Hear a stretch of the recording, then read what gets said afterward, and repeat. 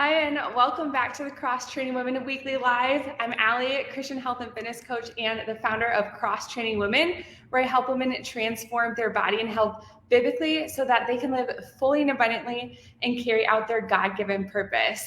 As you join, please say hello in the comments, whether you're watching live or the replay.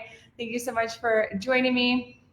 Today, I want to address the question, is eating the sugar in fruit the same as eating refined sugar? And let me just start off by asking you, what do you think? Are they the same? Are they both bad for you? Or are they different? Is eating fruit okay and healthy for you? Chemically speaking, the sugar in fruit and refined sugars are very similar. They're made up of about 50% fructose and 50% glucose. Some have more or less, but overall the composition is similar. And so if that's the case, then is there a difference between the two? That's what I want to discuss today so that we can clear up any misconceptions you've heard and believed, which will help you make healthy eating choices in the future. So for all of my fruit lovers out there, I have some good news for you. There is a big difference between eating the natural sugars found in fruit and eating the refined forms like table sugar and high fructose corn syrup, which are found in man-made processed foods. For one, the amount of sugar in a serving of fruit is relatively low compared to something like a soda, which has 40 grams of sugar in it per serving. But more importantly, the biggest difference is that fruit, when eaten in its whole form, has fiber, and all of the fiber is intact. And why that's so important is because fiber helps slow down the absorption of sugar in the fruit as you digest it. And so your liver doesn't get overwhelmed with the fructose like it would if you eat processed forms of fructose.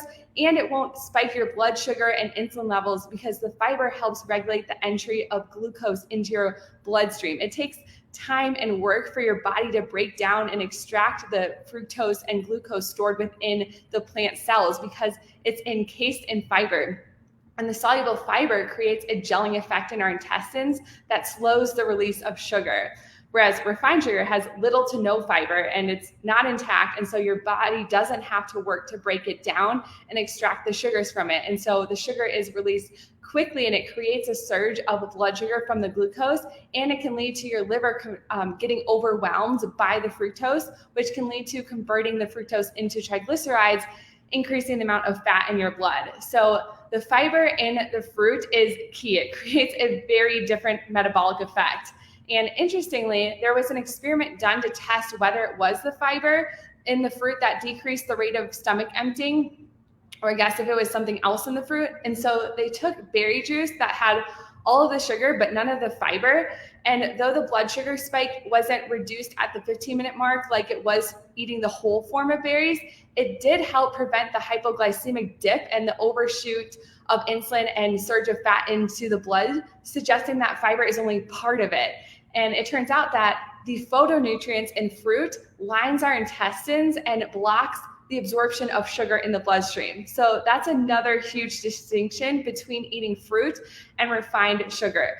Fruits are packed with phytonutrients, and they're packed with other nutrients, vitamins, minerals, antioxidants that your body needs to survive and thrive. Whereas refined sugars, they're devoid of all of those things. They're stripped from all of their nutrients and fiber, and so they're just empty calories. Another cool thing that the researchers also discovered is that fruits can blunt the insulin spike from high glycemic foods. So for example, if you eat berries with white bread, you can blunt the spike of insulin that you normally get from eating the white bread alone. So no, eating the sugar in fruit is not the same thing as eating refined sugar. They have very different metabolic effects on your body. And eating fruit in its whole form can actually protect you from blood sugar spikes, whereas refined sugar will lead to a high blood sugar spike and the hypoglycemic state soon after, which leads to your body dumping fat into the bloodstream.